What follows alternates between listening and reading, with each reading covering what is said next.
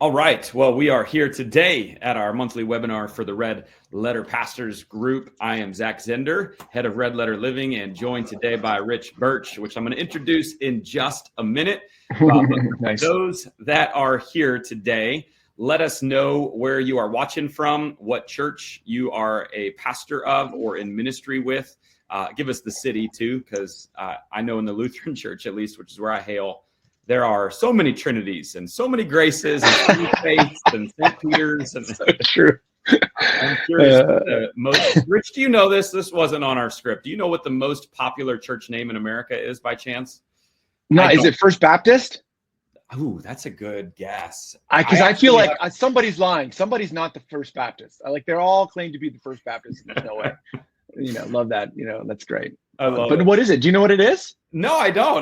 That just came out. So I'm curious. I might have to do some deep research. First Baptist is a really good guess, though. That makes sense. Yes.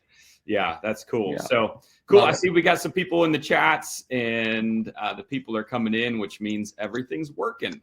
So in about 1 minute, we'll get going with Rich. As you're coming in, not only would I love to know where you're watching from and what church you're a part of, but we have a poll question that I'm going to go ahead and start. So if you go on the right-hand side, you will see that poll question.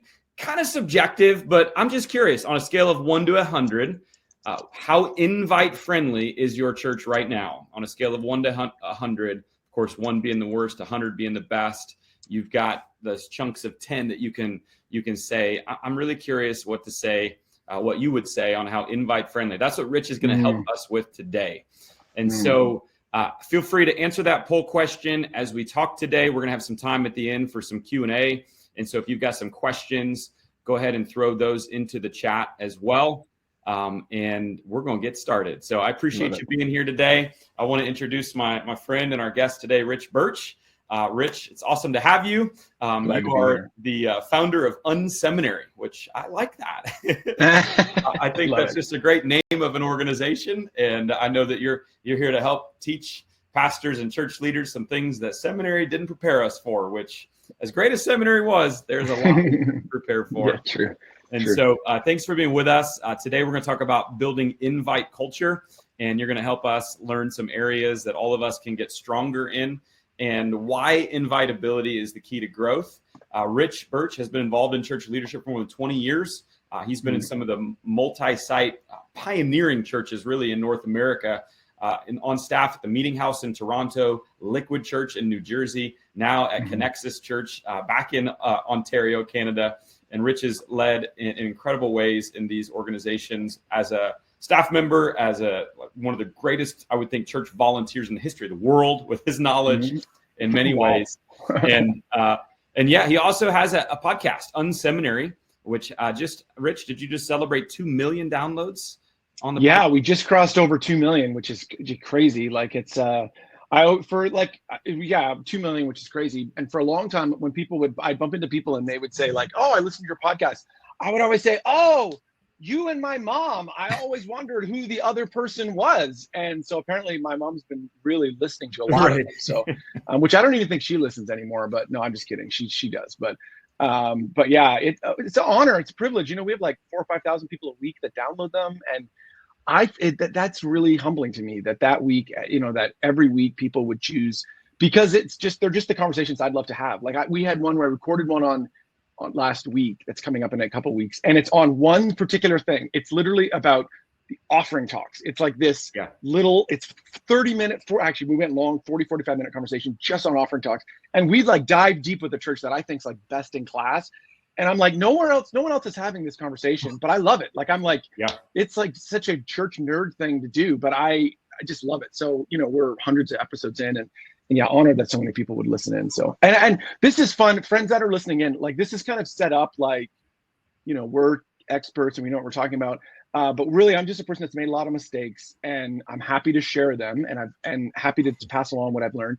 And Zach and I are legit friends. I actually love I love everything that Red Letter's done.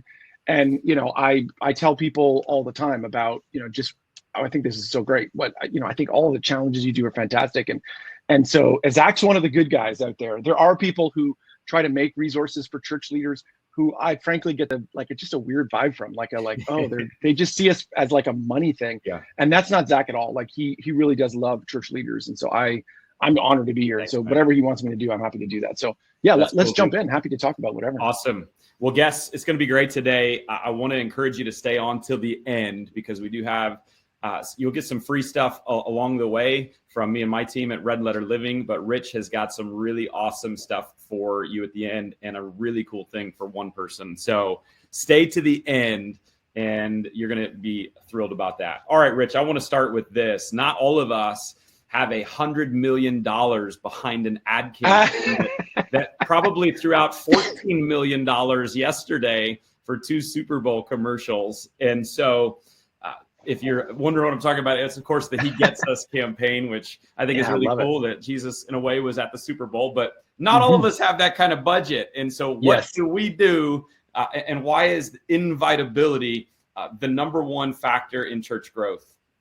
Yeah, well, that's a great question. And we were talking a little bit about this before we got on. And I love the He Gets Us campaign. I think this is what a great idea. Like, hey, anybody that wants to try to have more people thinking and talking about Jesus, I think is a win. Like, I'm like, I put that, and I'm like, I don't have $100 million to spend, but I'm glad somebody does, because that's amazing. Like, that's like no harm, no foul, whatever. They want to spend money on that. But my takeaway from that, and I love Glue, the guys that are behind that, they're amazing. They really are. They're one of these organizations that's really trying to help churches. I spent a lot of time talking to them over the years. They do a great job. And they do a lot of different things to try to help churches. But you know what? You're right. Like, for you and I, they're really, the fact that He Gets Us is out there running, is not really going to help drive the growth of our church, or will not predictably drive the growth of our church. It probably will help some churches. In fact, it'll help enough that they'll be able to write great, they'll write a report up and talk about, 4 or 5 churches that it really helped.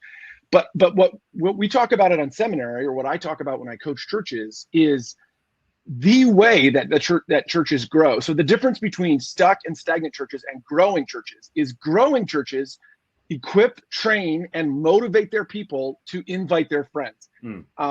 That really is the nub of it. So, that comes from my own personal story. I have had this, bit of a strange background. I've led in multiple churches that have gone from less than 1,000 to multiple thousand, 3,000, 4,000, 5,000 people. And I realized, like, oh, that's kind of weird. Like, when you just live your own experience, you don't know. It's just your own experience. Yeah. But then I had multiple people say, like, wow, that's kind of interesting that you've led in those environments.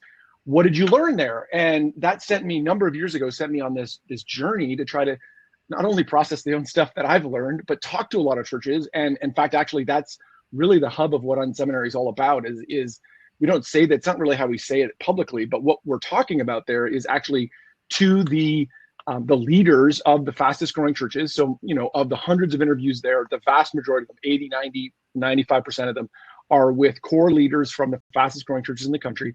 And we're trying to understand what that is. And what we found through all of that research and all of those conversations, and then now through coaching, as we're coaching churches on this, that that invitability as a big category is the thing. At the end of the day, it's about how do we motivate, train, equip our people to actually talk to their friends. I know that sounds really basic. You're like, what? Is that it?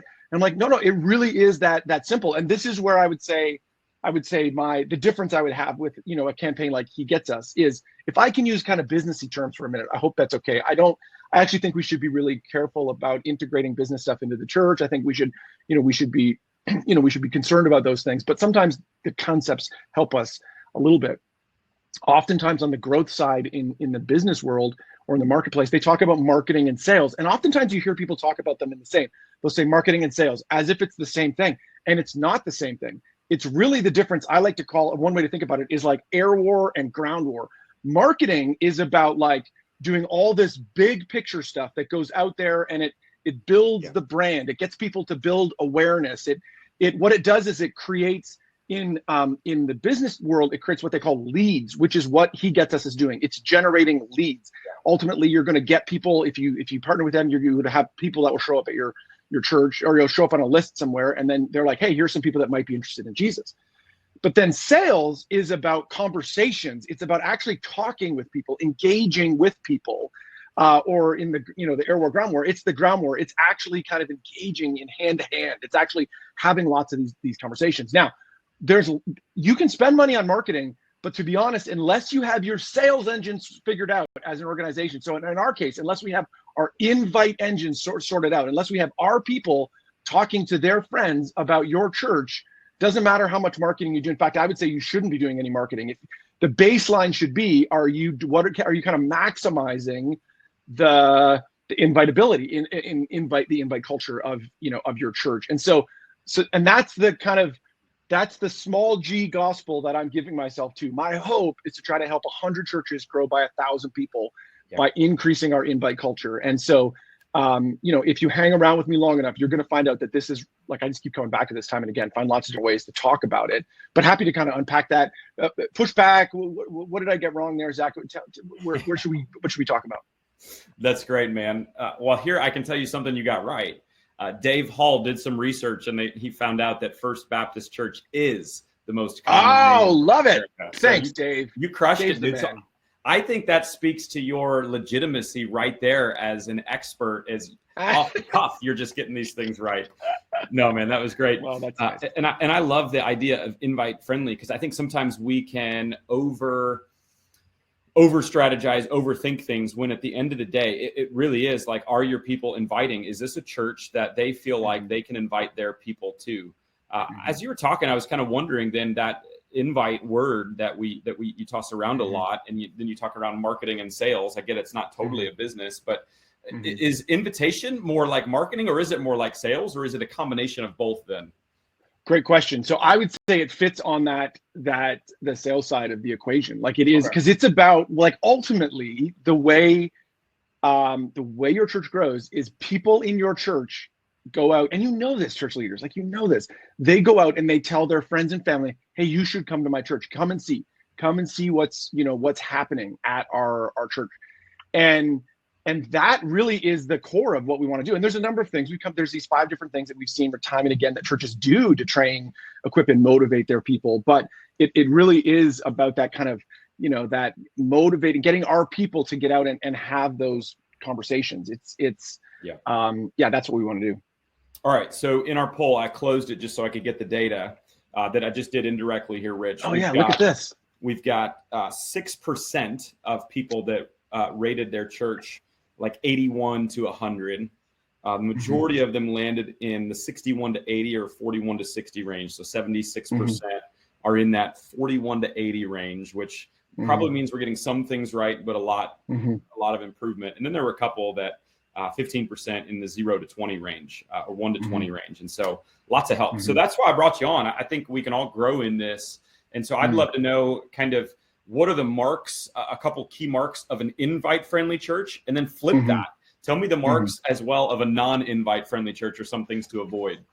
Okay, great. So let's talk about first kind of a mindset thing before we jump into these 5 areas. I'm going to give you the 5 areas. In fact, I'm going to even narrow it down more and talk about one thing that it's like, everybody who's listening here, if you just concentrated on this one thing, you would see growth in this next year. And we'll give you back all the money that you paid to come here if that doesn't happen. Whatever they paid to come to this thing, I know is free. So first of all, mindset.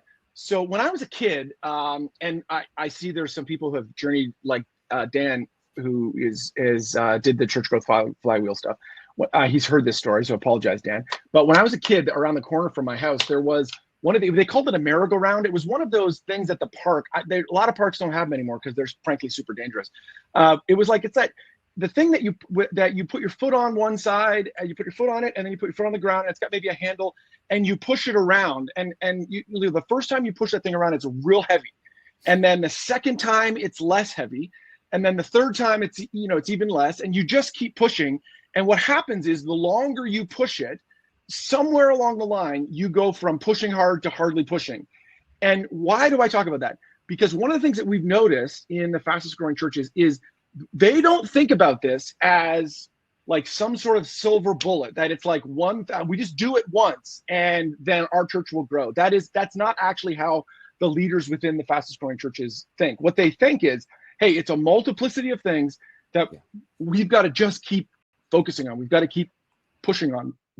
We've got to keep leveraging.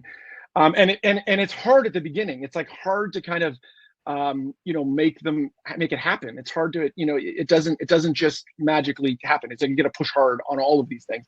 And so the 5 areas that we've seen time and again, the first one is we call shareable weekend teaching.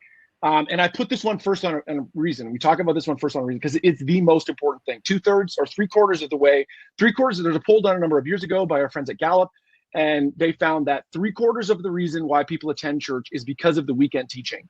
And so this functionally what this means is people, if they're talking to their friends about why they should come to their church, they'll say, hey, you should come to King of Kings this weekend because Zach's teaching or Greg's teaching or whoever's teaching. Man, there's this great thing. He has this great series going on, or man, I just find what he talks about is like relatable to my life. And that same study, actually, when they drilled down, they found 2 things that people are looking for, one, which might be encouraging for folks that are listening. One is they're looking for teaching that's based on scripture. So there's this popular notion that like actually fast growing churches are like really have a low view of scripture. That's actually not true. That's like a thing that people just throw at fast growing churches. That's actually, when you actually dig into what they're doing, that isn't what they have. A high view of scripture and and teach Jesus all the time. The second thing they're looking for, though, which is where it might mistake some folks, is people are looking for teaching that applies to everyday life. So it's kind of the 1-2 punch of those 2 things. Shareable weekend teaching means things that are based on scripture and applied to everyday life. So that's the first area and the most important area. We can come back to that, but let me just run through the other 5. Rich, as you're running through these 5, yep.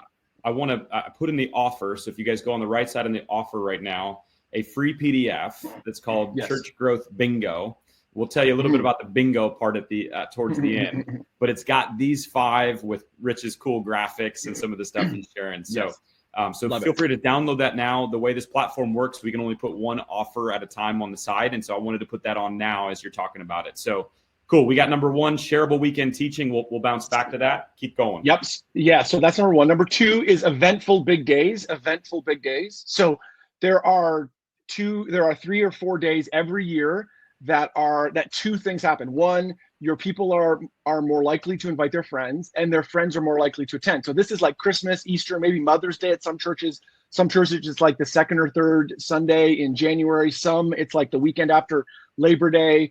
Usually, most churches, Christmas and Easter are in there, and then the other 3 and 4 are different. Those are important because your people are more likely to invite their friends, and we want them to invite their friends. And so, eventful big days, super important. Number 3, what we call captivating online conversations. Captivating online conversations. So, if this is an area where like other people talk about this as like social media, but that's actually not what it's about. It's actually a deeper reality, which is actually there are already conversations happening in your community online. And what growing churches do is they figure out, how do we become a part of the already existing conversations that are taking place, and how do we use social media? It's not a billboard. It's not a like, hey, come to church this weekend. It's like, here's the stuff that we're talking about, and we're hoping that people will actually, talk about it. Number 4 is magnetic community service. Magnetic community service. What do we mean by that? So in the fastest growing churches in the country, what we see consistently is this interesting factor where people are getting their people, or churches are getting their people out of their seats and into the streets to serve in their community. So to actually do things in the community. So this is like, and you've seen this, it's like the churches that say, hey, we're going the first Saturday of the month. We go out and we serve in our community, or we send people to, Africa every year to make a difference there. Or we're running a 5K for clean water. Like, it's those kinds of things. It's about, and the kind of churches that do a very good job of this, it's a high percentage, 50, 60, 70% of their adult community at some point during the year is getting out of the 4 walls of the church. And why is this important? 2 things. First of all, it's a visibility raiser. So it does, if people don't know who your church is, it's very hard for them to come. And 2, the more important reason is people like to be a part of a church that they see making a difference in their community. They're proud of it. They're proud when a church does a reconstruction project at a battered women's shelter. Yeah, they love that, and they'll talk to their friends about that. And then number 5 is appealing volunteer experience. Appealing volunteer experience. And what do we mean by this? So fast growing churches know this thing that it is literally upside down from the way a lot of church leaders think, which is they know that that volunteer engagement comes before growth, not the other way around. So oftentimes we think, oh, like if we grow, like, I mean, you'll hear people say this, like, we have one service, we're wondering when we should go to 2 services. And so what they'll say is like, well, when we get to 250 people, we'll get the volunteers and launch a second service. That's not actually how growth dynamics work. It's actually the other way around. First, you engage new volunteers, and then that growth is preceded behind that. And why is that? It gets back to this invitability thing. The amount of time, effort, energy that if Zach was an attender at my church and I was trying to, get him to volunteer, get him to say, hey, I want to serve on a team. The amount of like vision casting and training I've got to do, and to move him, to get him from just a person that attends to a person that volunteers, he gets fired up. He's like, wow, I'm super excited to be a part of the church. And then what happens? His schedule changes. He's at work on Tuesday afternoon or Friday afternoon, and people are saying, hey, what are you doing this weekend? And he says, oh, I'm actually helping at this thing at my church. Bam, there's an invite that happens for people, this weekend. So, but it's got to be an appealing volunteer experience. So it's about creating the kind of volunteer experience that people want to talk about. And there's a lot we could talk about in all those. Now, the number one thing. So we're going to talk about a bunch of this stuff. We got about half an hour or so. But people may tune out. But don't tune out. The one thing, if you are going to walk away from this, is the highest leverage point is that number one, shareable weekend teaching. Okay. Thinking about what we can do to make our teaching the kind of thing that people will tell their friends about. And actually that resource that we talked about, the church growth bingo, I know some people don't like bingo. That's fine. It's fine. You're offended by that. That's okay. What it is we've given you in all 5 of those areas, we've given you a whole collection of ideas on how to increase your invite culture in each of those. And so, like, for instance, under shareable weekend teaching, one of the things, and this is not rocket science, friends, none of this is rocket science. You can do this. Under shareable weekend teaching, one of the things we encourage you to do, and this, you can do this, like you could do this week, is this weekend in your message, whoever's teaching, put a 5-minute hook, for next weekend's message about what you're talking about, but more importantly, why people should invite their friends. So this is what we're talking about next weekend, and this is why you should invite your friends to come to it. That 5 minutes is where? Is that in the service? During the message. The message. So like in the message, you're like, hey, and you can do this. I know some people are like so there's people who maybe they do more like needs-based teaching. So they're doing maybe they're in a series about relationships, and so it's like this weekend we're talking about parenting, and then next weekend we're talking about romantic relationships. And so in the middle of the parenting talk, you would be like, hey, you know what, before having a parenting relationship, you're going to have some sort of romantic relationship. And you know what, next weekend we're going to talk about what Jesus has to say about romantic relationships. And if you know those people in your life that are struggling with what it means to have a great romantic relationship that honors God, you should have them come. It's something as simple as that. It does not need to be rocket science. Or maybe you're the kind of church that preaches through, verse by verse, which is amazing. You should still do this. So let's say you're in, you're in the middle of Acts somewhere, and you're talking, because this happens all throughout the Acts, all the book of Acts, so it's easy to say this. You're like, you know what, this week we're talking about whatever we're talking about. We've been talking about this thing, but you know what, next week you're going to see that Paul, or whoever we talk about, Peter, he gets up and preaches, and then a riot breaks out. You're going to want to be here next week to find out what was it that Peter said that caused a riot to break out in town, and why does what he preached on that caused a riot thousands of years ago, why it should upend your faith today.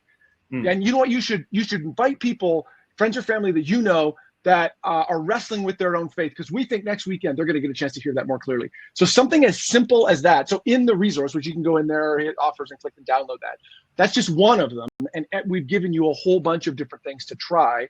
The reason why we put it in this bingo chart is what we'd love for you to do is to print it out, like put it on your desk, and like every week do one of these things, add them. But it gets back to the flywheel thing. What you can't do, like that won't, doing that 5-minute thing once, it's not like all of a sudden you're going to become the fastest growing church in the country. That's not what it talks about.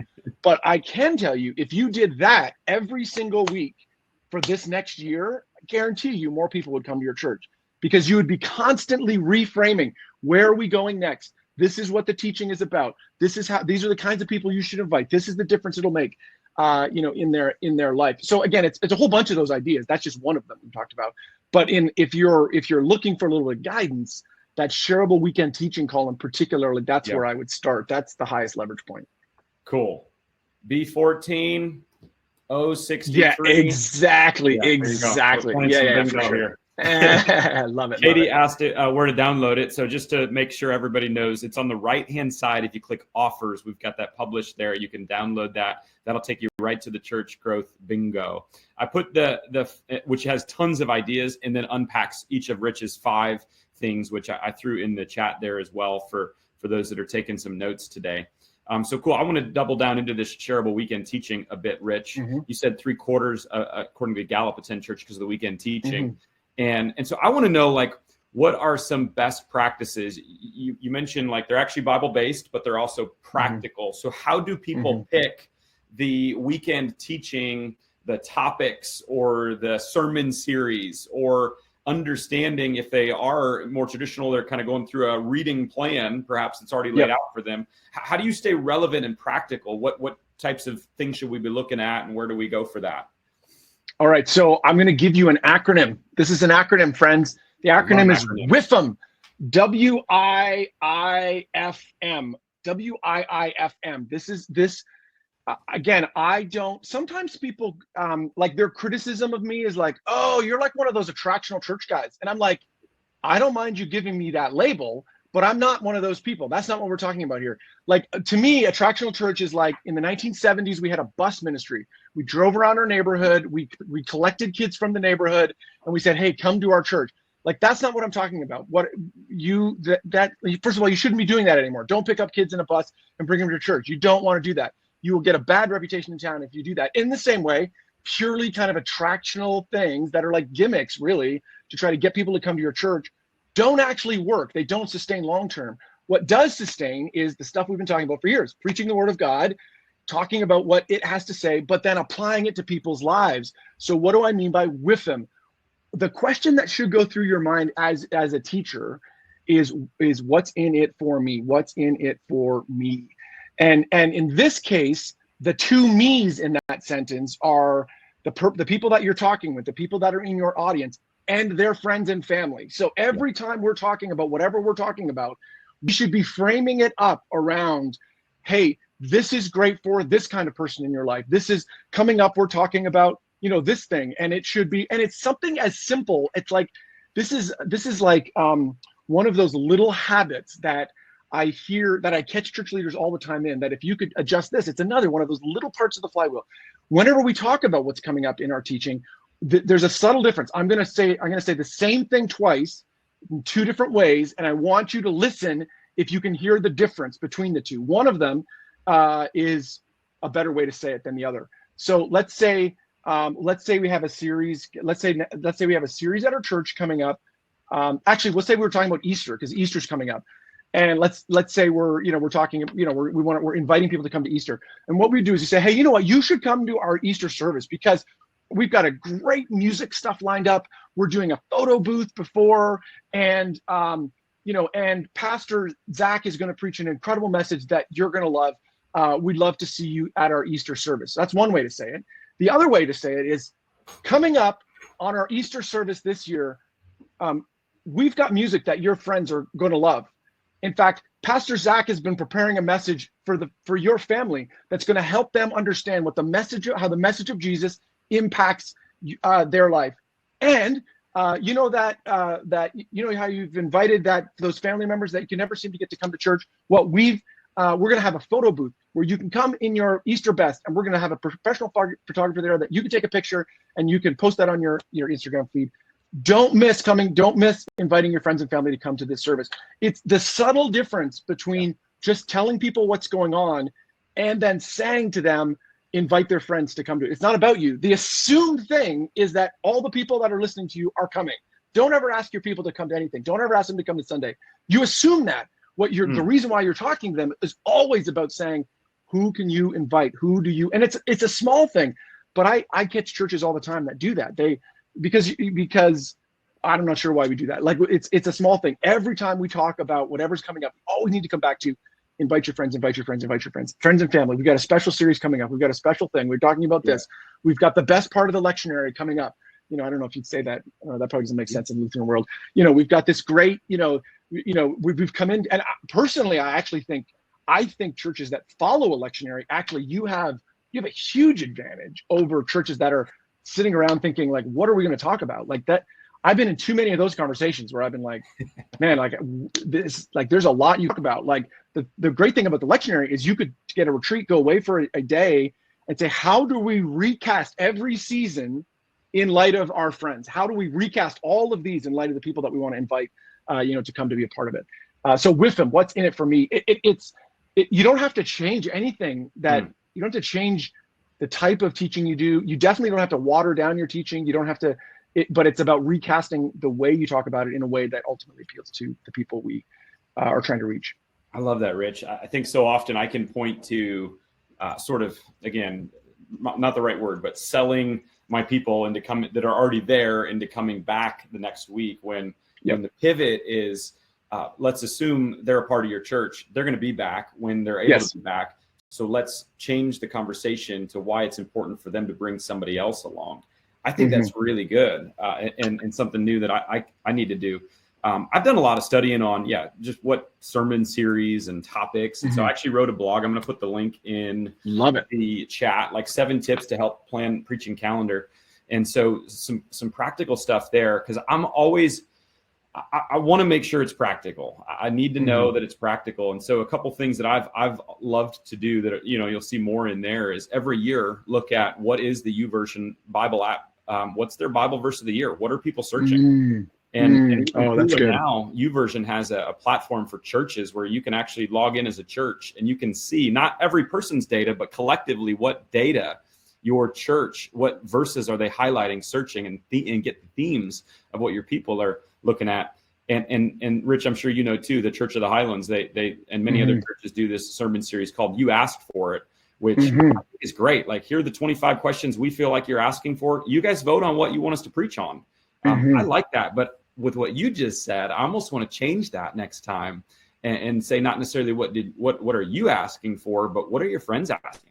What questions are your friends asking that we can answer? I feel like that is a powerhouse for invite friendly. Wrong, true. Absolutely, for sure. And there's a fair assumption that the questions that our people are asking are the questions that their friends are asking. It's not a bad connection to make, and there's a good, well-worn trod there. But absolutely, actually related to that, another kind of interesting question to ask is, in all our churches, and this is one of the things in the bingo chart is, we all know those people in our church that invite people. Like, we know those people, right? You can think of like, there's a few people that are like always inviting people. And so what if I was you, I would say, hey, let's talk with those people. Maybe like next Sunday in the lobby or in the narthex, depending on what your church is. You're hitting all the right words in the Lutheran world. I'm trying to speak the language. When you're there, and you bump into that person who is always inviting friends, you can say, hey, can I ask you a question?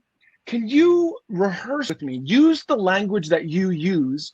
What do you say to people when you invite friends to come to the church? Like, tell me what you say. Like, I actually would love to hear what you say. And so I've done this a bunch of times. And, now we have like stats that prove that the teaching thing is what people say. Like, and, now we can prove it like beyond, it's not like that's not my opinion. That's actually just true. In all churches, that's what people talk about. But for years, I would ask that question, and people would always say, they would say some version of like, so I've worked for Carey Newhoff for years, and when we launched Connexus, I was there, and I asked these questions, and people would say, well, like, I would say, oh, you should, hey, Fred, like my, Pastor Carey at my church, he's talking about we're doing this great series on kids, and I know we were just talking about, kid stuff, and you were telling me about struggles, and like I thought maybe this could be helpful. I was there last Sunday and I found it really helpful. Would love to have you come to that, and listening to very carefully to what your people say to their friends is a powerful tool, because then you're like, okay, that's what we want to accelerate. We want to take time to to push that out. And that can help sometimes with what are the second and third, like we sometimes, if we write stuff about our church, we don't know what else to say. Like, and for us, it has been over the years, but the other things that people, not as much as the teaching, but people have said like the music's great at our church or the kids ministry is great at our church. And so whenever we do, like if we make a postcard, if we put together, I should have brought one, I have one downstairs, we literally show pictures of the other things that we hear people say, because, and again, that just comes out of, that's just listening to your people. Okay, what do they say to their, their friends about, and you could email that to a bunch of people, but I find it more impactful to actually do it in person, to actually ask them, hey, what do you say to people? Because it's like a great way to learn as an individual. That's good. All right, I got one more question on this one, then I want to go to another one. But before I get there, for those that jumped in a little bit late, we're talking with Rich Birch, church growth expert, founder of unSeminary. He has got something awesome for every listener that stays tuned until the end. And then one lucky person is going to walk away. Wow. Is luck the right word? Blessed person is going to walk away with something even better. Right. And so, hey, to enter into that one person, I'd love for you to ask a question, put it in the Q&A. We're going to get to that in about 15 minutes. We may not get to all of them, but feel free to ask a question, put it in the Q&A, and you'll be entered into that. And then one more thing from my side before I ask the final question there, and it kind of goes along with what we're talking about today, where I think this is a valuable thing for you, but I also need your help, the people that are listening right now. I built out a 40-question assessment called "How Guest Friendly Is Your Church?" So we're talking about invite friendly, which plays really well with guest friendly. Hand in hand for sure, absolutely. Exactly. So it's 40 questions. I put the link in it right there. I'm waiting to get 100 responses. Then I'm going to do some data diving into and really let people know what your score means. You're going to get a score from 20 to 100. I can tell you the first 30 people or so that have done it, the average has been 68, but we'll unpack that more. Hopefully in a week or two, I'll send out a blog with all sorts of information on what your score means and how we can improve in our guest friendliness. And so that's what we're talking about today, guest friendly, invite friendly. Rich, one more thing on the shareable weekend teaching, and it's more on the back end. Okay, so let's say I've preached a sermon that I feel like the content is super practical and relevant and really shareable. I want to get my people to share this. Is there something that we can do? I think sometimes, let me preface it a little bit. Sometimes churches don't think often enough, or we put so much time into the weekend service and we have a really great shareable thing, a shareable message, whether it's a full message or just a clip, but we don't like categorize it. We just let it sit on our website in sort of the archives on what can we do on the back end to help people invite, if that makes sense, and let them see at least the front door through our website. Yeah, that's great question. And yeah, isn't that that's the pressure that we feel. I know there's that moment, right? Like on Sunday, so like you've had your weekend services, maybe your services end at like 12:30 on Sunday, and there's like, I know for me what happens is like, okay, we've pushed to get here, we got this one out the door. And then like from about 12:30 until about 12:34, I feel great. And then at 12:35, it's like the countdown starts, right? It's like, oh my goodness, we got to do that again next weekend. Like we gotta, and I'm saying that like, I'm not even a teaching pastor. Like if someone who teaches every weekend, I'm like, good night. Like it's like, I don't have time to think about what we just did. I got to think about what's next. So that is a very real issue. And so like I would say, so again, best in class on this is captivating online conversations. What we should be doing is coming out of the weekend thinking what portions, not just like, what was that piece of the weekend that, or our message or something we talked about that was like, looked the coolest or was like, makes our church look super snappy. The question is really, what portion what happened on the weekend that would stir conversation online particularly? So it's like, how can we, how can we pull a clip out that if we're pulling a clip from our video, and you probably can't do this if you're a teaching person, like you need somebody else to help you with this. You need to find a volunteer, you need to pay a service, somebody to do this, because it's, but you need to think about the strategy a little bit. I'll give you an example. Jim from Flatirons Church, I don't know if you know, that's a fantastic church. He back in, so that was in December, I think, or maybe it was January. My days are all running together. Jim Bergen from Flatirons. He's a great guy. It's a fantastic church. One of the fastest growing churches in the country. He had this one portion of his message where he asked the question, hey, like people have asked, like, do I have to give up pot smoking to become a Christian? And rolled out this, really thoughtful answer. Well, they cut that up as, now that to me is like a great, wow, you talk about shareable, people are asking that question. Like I don't know what it's like in your part of the world. It's legalized here. And I am shocked at how many like pot shops there are. It's shocking to me. I'm like, there's that many people smoking pot. Clearly there's a ton of people smoking pot, or at least there's a lot of people selling it. And he obviously tapped into that zeitgeist and rolled that out. Now that's a great clip because why? Not because it makes him look like he knows what he's talking about, is because it stirred conversation. And so if you just search that on their site, you can see, man, it's like literally hundreds of comments, not necessarily all good, that drove conversation. And so coming out of the weekend, I would be thinking about, or again, you probably want to get some volunteers around, you want to get some team members around. Hey, what part of what we just talked about, what part of the weekend service actually stirs ongoing conversation that helps people kind of continue to wrestle with that? And it could be something as simple as like we take, a lot of us are doing, slides of some point. It could be just thinking ahead of time. Like, is there a core question from this last weekend that we could just replay that slide on social media this week? Doesn't need to be super complex. Doesn't need to be pulling a clip of a message. But the question really is ultimately, how do we drive more discussion this week? It's not, which it takes a while to kind of nuance and figure out what that is. The way you figure that out is you post a bunch of stuff and then you watch, oh, here's the stuff that people seem to think about or talk about, and want to, talk about those things. Yeah, that's great. All right, I want to press into the second a little bit, eventful big days.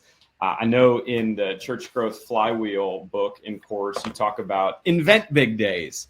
And so, I think we can often think of Easter and Christmas. Those are the big days, maybe Mother's Day as well. Another examples of that would be churches that would do like baptism celebration Sundays. And so all of those are certainly along those lines. But I was always a proponent of, I want to invent, or at least in total, have 8 to 10 big Sundays a year where something different is happening, because people can invite people to it. And you recently did an interview actually on your unSeminary podcast with Birch here from Omaha, Reality Church. And I loved it because one of their 5 core values that they, try to adapt from Jesus in their church was the value of surprise. I think that's really cool. And so what are some ideas for that surprise, or that inventing a big Sunday that maybe some of us aren't thinking about, that we can put into our church calendar every year? Love it. Okay, so I'll give you a real live example from a church that I'm coaching, directly. So big days are a big deal, and you know a couple of them, and it is good. It is a best practice. You'll see some of the fastest growing churches have done this. They've kind of set aside like, hey, we tried to make this kind of a special Sunday. There's a church in the Philadelphia area called Epic Church, and Epic stands for every person in the city, which I just love. First of all, their mission as a church is like, we want every person in the city to hear about Jesus. I just love that, and they do. They do a thing called Epic Days or Epic Sundays, and they host Epic Sunday in January, and they use it coming out of Christmas Eve. So out of Christmas Eve, they're like, hey, Christmas is a big deal for them. Lots of people show up, and then they'll say on Christmas Eve, hey, you should come back on this date in January. And you know what's going to happen on that day is you're going to get a free T-shirt to come on, on this Epic Sunday. And our pastor is going to preach the clearest, and this is the language they use. You need to find language that works for your culture. They would say the clearest presentation of the gospel that he is ever going to give all year long. It's going to be on that day, January 15th, and we've got this special thing for kids, and they just layer it on. We got all this, and it's epic. It's literally like we got all this epic stuff going on. Well, we were talking about this with this church I'm coaching coming out of Christmas this year, and they're like, we're going to do that. And they literally just did this in January. And they said what they did was they said, okay, they picked a date. I think it was the third Sunday in January. And instead of T-shirts, they upped it and went to hoodies, which I think is crazy. They said, we're going to give everybody a hoodie. And same thing, we're going to, did something special for kids. And they said, our lead pastor is going to preach a real clear presentation of the gospel. You're going to want to be here. Now, the amazing thing was this church had twice 2x its normal attendance on the third Sunday in January, which does not it's not a Sunday that should happen in. It just is normal. But even more important, they had 10x, so 10 times, they had 20% of that audience was new here guests, people who had never been to the documented new here guests, not even just like we think. It's like they literally got 20%. Normally in most churches, you typically see 2%. That's kind of an average Sunday you see. You should see 2% on an average basis. That Sunday, they got 20% of the audience. And how do they do that? They said, well, we're going to try to build some special stuff around this day, and we're going to tell our people, we're going to telegraph. The interesting thing about, and we get into this in all the resources, the interesting thing about what's the mechanics behind eventful big days? Why do people invite their friends? One of the interesting reasons why they invite their friends is because they know exactly what's going to happen. It's not a guess to them. They're not like, oh, I wonder what's going to go on. The gap between what, because if you think about that at the point of transaction, again, let's say Zach's my pagan next door neighbor, as he clearly is, pot smoking pagan next door neighbor, just kidding. And I go to him and I say, hey, Zach, you should come to my church this weekend. And I say 3 things about my church, whatever they are. Let's say I say, man, there's this great rock band. That may not be your church, but let's say you got this great rock band. Man, I just love them. They're so good. Teaching's going to be great. And then this other thing. Now, let's say Zach shows up, and on that weekend, he shows up at the church. It's not a rock band. It's a full-on orchestra. It's a 50-piece orchestra, which is definitively better than a 5-piece band. That is just definitively better. But why am I uncomfortable? Why does that make me uncomfortable in that moment? Because there's a gap between what I said it was going to be and what it actually is. And it's not even better or worse. It's just a gap between expectations. Where big days, eventful big days, the thing that's great about them is people know this is exactly what happens. They know what happens on Christmas. They know what happens on Easter. And so what Epic Church or what these friends of mine, what they're trying to do is be super predictable, telegraph with people. This is exactly what's going to happen. There will be no reason for you to guess. Here are the 5 things. We've got, this is what we're going to teach on. This is what the music's going to be. This is what's going on for kids. We're giving away a free thing, and then whatever. We're doing that. That's really the core of what happens at those big days. Predictable. And so the thing that's interesting with the Lance thing, to tie those two together, is there's an interesting, and this is where it's art, not science. It's a blend of both. You want a high predictability, but you want it to be unpredictable when people arrive. you want a high, people should. So in their case, the thing we were talking about on there is they do these really fun parody songs. I would say it's highly predictable that coming up at Christmas this coming year, they're going to have a parody song. People know that. They know that it's going to come. The part you don't know is, what is the parody song going to be? People know it's going to be good or funny or witty, but they just aren't sure what that piece is. And if we can find the magic of those two, man, there's gold in that from an invite point of view. Because what you can say is, this kind of brings it all back around, that if I was going to Lance Church and I was trying to invite someone, I could send them last year's fun parody video, which was based on an Encanto song. I'd send that to my friends, say, hey, this is what they did last year. I don't know what they're doing this year, but I'd love for you to come sit with me and we'll go for dinner after. We'd love to have your family there, that kind of thing. So yeah, love that. So making big days out of thin air is, you can do it. Absolutely. It's great idea. Great strategy. It's cool. I love that. So again, he unpacks more of this stuff in that document in the offers called Church Bingo. It's got all sorts of ideas, stats, research to back it up. I'm going to leave that in the offers for 2 more minutes, and then we're going to do more offers in there. So grab that right now. I want to ask one more question on that, and then I've got a few things for Q&A. We'll let you do what you want to do for our audience. And it's on the magnetic community service, which was number 4. We just had 3 nights ago here at King of Kings, Night to Shine, which is a prom night for the disability community. We had 220 honored distinguished guests and over 520 volunteers to make that happen. Yes. It was cool. We partnered with another church actually called Love Church here in Omaha. So I love churches working together. But here's the reality. We had Fox, CBS, ABC. We had all these, this stuff covered with press releases. Talk to me a little bit about magnetic community service and how we can leverage some of the things that we're already doing. Yes. So I loved seeing your Night to Shine. It was it gets me choked up. Night to Shine. It's like, I don't know, that is what the kingdom of God is all about. It's like opening a table. It's creating a place at the table for people who normally don't have a place at the table. And I don't know, it's just beautiful. It's amazing. And now, so I'm going to talk super tactically here. I'm not taking away any of the beauty of it, because I really do think it's a beautiful event. I love what Tim Tebow and his foundation and churches have done.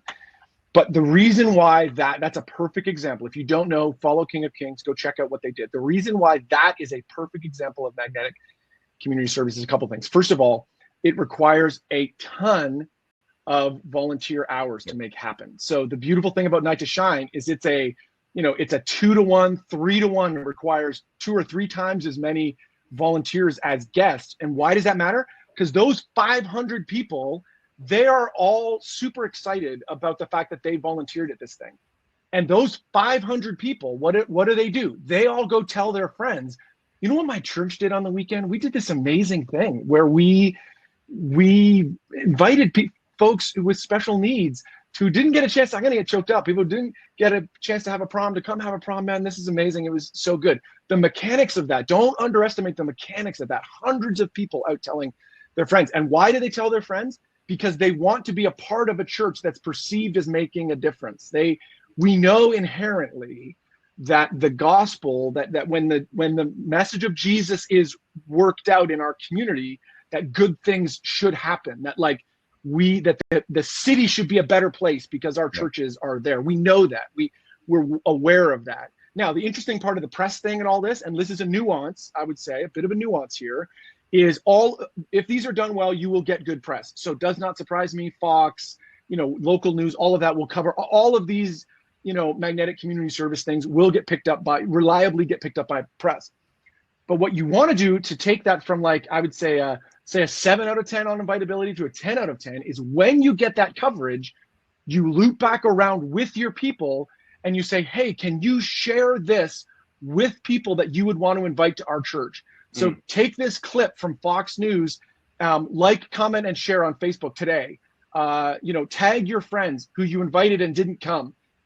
Tag friends who might want to help at something in the future. Next year, when you do it again, you go back and you say, hey, last year, look, remember Fox News, remember whoever, local press people covered it. Remember we got this press coverage? Share that with other people. The third party endorsement piece of that is massive as an invite tool. So it's actually, the fact that someone else covers it is fine, and you'll get some value out of that. People will understand what the church is about. But actually, the biggest value is that that's now a tool in the same way that you make an invite card or you post to social media. That third party coverage is actually gold to then say to your people, hey, please share these things, pass this along to other folks. I love it. And one of the things that I learned in Church Growth Flywheel is, and again, it's not like everything we ever do outside of the church, we got to get the press to cover it. Like at some point you got to ask, what's the rationale? But there's 1, 2, 3 strategic times a year where it's like a win-win-win for everybody. And you actually give really practical, like how do you get a press release into the hands?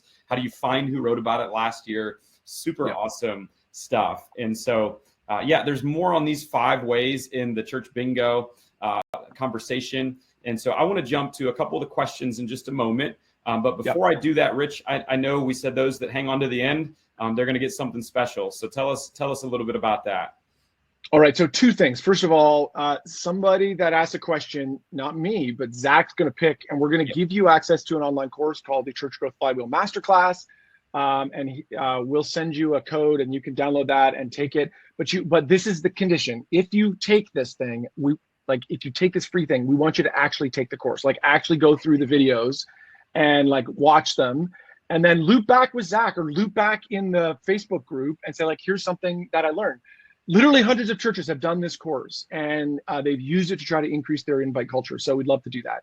And then for folks that are tuning in, we'd love to give you 50% off on that course. And I'm passionate about it because it helps, not because we're trying to make money. I'm passionate and so I'm happy to give it to you for 50% off.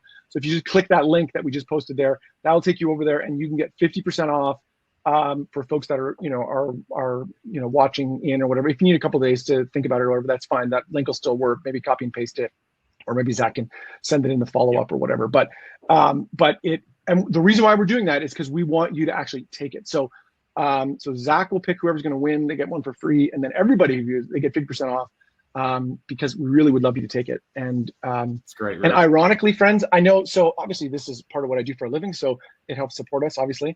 But the other part of it is, which sounds a little bit odd, but you're more likely to actually take it if you pay for it, or if someone at your church pays for it. Like we know that that's true. We've done the experiments on this, and we want to get it in your plate. And so, but we don't want to charge a lot for it. So if you take it there, you can get 50% off.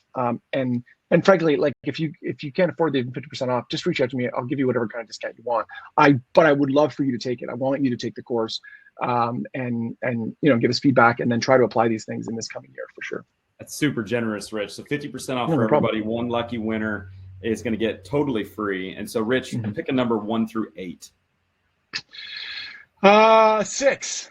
6. All right, that's going to go to Abel. I put all the people's names right here. Oh, look at that! Asked a question. So Abel Marable, you are the one that's going to get it for free. And I want to go ahead and ask your question first. Then we got a few minutes for Q&A, Rich. So we'll try to keep these lightning round a little bit. Yep. So top of mind. Here we go. Here from Abel. How can smaller church volunteers accomplish eventful big days and magnetic community service without getting burnt out?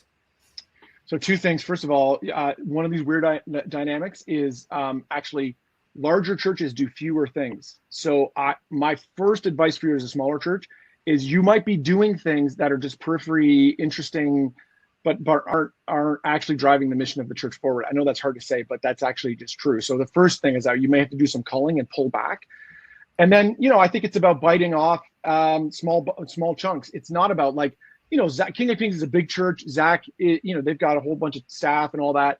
And he was like, hey, we want to come up with 8, days during the year. I would say, well, let's start with Easter and then maybe Christmas this year and say, hey, what could we do different this year that would make it more invitable? Mm-hmm. And it probably isn't actually about changing much. It's about how we talk about it. It's like, these are the things we're doing. This is what you can anticipate. It might actually not be about, adding more stuff. On the magnetic community service, that's about partnering. So what King of Kings did with partnering with another church, that's one way to do that, to kind of differentiate. It also is about finding organizations. There are organizations out there that will help you with this. One of the slam dunk things that you could do at Christmas time is a meal packing service. So Liquid Church, a church that I was a part of in New Jersey, it's a big church.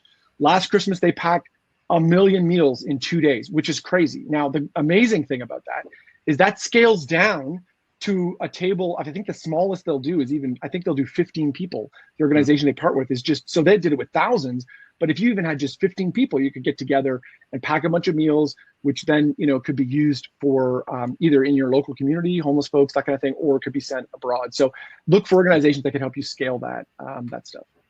The other thing too, from my side, Rich, on the red letter side, is one of the things that we love doing is providing resources for pastors, especially so that at least for 6 weeks through our 40-day challenges, they've got done for you stuff so that you can focus on doing other things that you need to do for your church. So we've estimated that for our things, for you to create one of your own with all the bells and whistles, it would take you 692 hours for first drafts alone.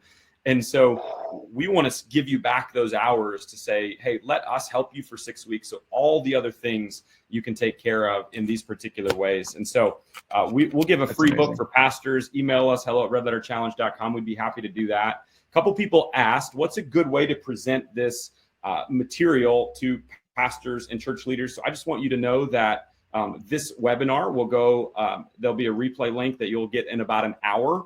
It'll have all the links for everything we've said. Also on there is a link to the Red Letter Pastors Facebook group. I'll be bouncing in and out of there today through meetings in between. And so anything that anybody needs, I'll be there to give you that as well. Rich, one more question. A couple people asked it, so I'm going to maybe summarize it. They maybe mentioned that their youth are serving, but their older adults aren't. And so how do you get them in like these magnetic community service ideas? Love it. So first of all, you're hitting on, you're asking the right question. So well done. Magnetic community service is about mobilizing high percentage, 50, 60, 70% of all your adult community to get out into the streets, out of the streets, into the street. That's what you want to do. So, I have found that there's 2 things. I would say it's a 1-2 punch on getting everyone involved. One is reducing the total commitment. So it's like, hey, can you come for 2 hours? Can you come for 90 minutes? How do we not make a huge, how do I make it super easy? How do we, do that? And then the second is, how do you increase the vision for that event? How do you make that community service? You have to think very carefully about how you communicate about this in a way that makes it a slam dunk. So think about sticking with the Night to Shine example. So think about how you talk about Night to Shine. Night to Shine is a one evening event where we're going to create a prom for young adults with very special needs who have not had an chance to access a prom. You serve for one night and it's magical. Here's 8 pictures that show how amazing.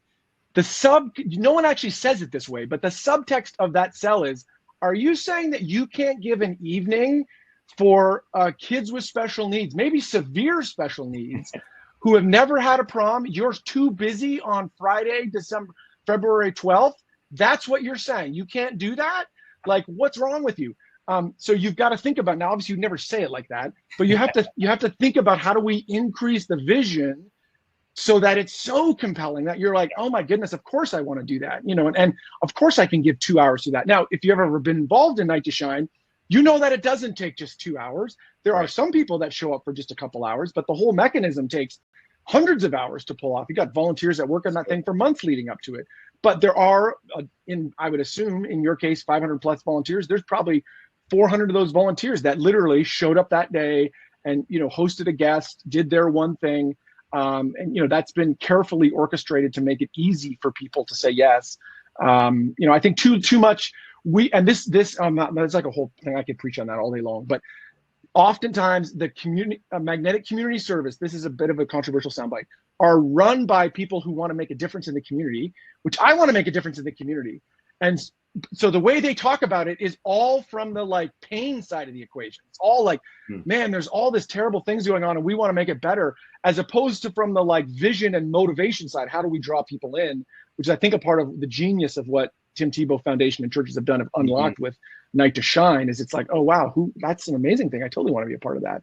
And it doesn't solve all the problem. It doesn't, it's not like, those kids do have an amazing night. It's a great thing.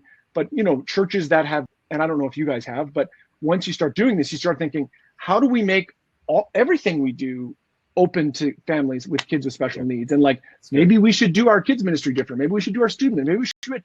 Why don't we have folks that are with Down syndrome, serving on our greeting team? Why haven't we created a space for them? You start asking those questions long-term, which is great. But, the initial thing is, can you give a couple hours? So I would say those two things: reduce the total, reduce the time, and then increase the vision. You got to make it dead simple. We're like, of course I would do that. That would be amazing. I love it.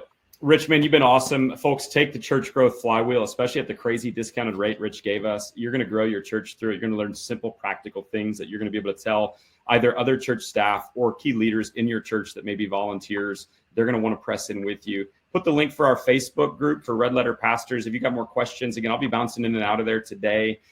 So feel free to see me in there and ask those questions.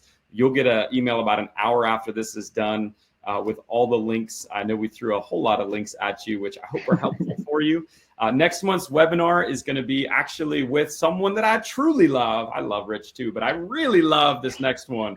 His name's Mark Zender. It's my dad. Oh, love it. That's so good. So he's working in his new retirement on a new ministry called Always Forward. He's actually helping other pastors with succession and retirement in their churches and boards and staffs and leadership. So it's going to be setting up your church well for pastoral transition. And so any church that's thinking about that in the next 5 to 10 years, I would say, you want to be jumping into that. It's going to be a great conversation. So thanks everybody for tuning in. Rich, I love you, man. Love your work. Thanks for what you're doing. You can find Rich at unSeminary.com. Check out his podcast. So many good guests, fast growing churches. And let's do this again sometime soon. Sound good? Yeah, love it, man. Love what you do. Love your work. Thanks for being here. I see Abel already got the course, which is great. He already signed up. I got him linked to it for free. He's already in, which is great. So it's good. Thank you so Tom, much. You said code for half cost. We're going to put that in the replay link, and you'll be able to share that with anyone as well that you know. Yeah, so God bless you guys. Have a great day. Thanks so much.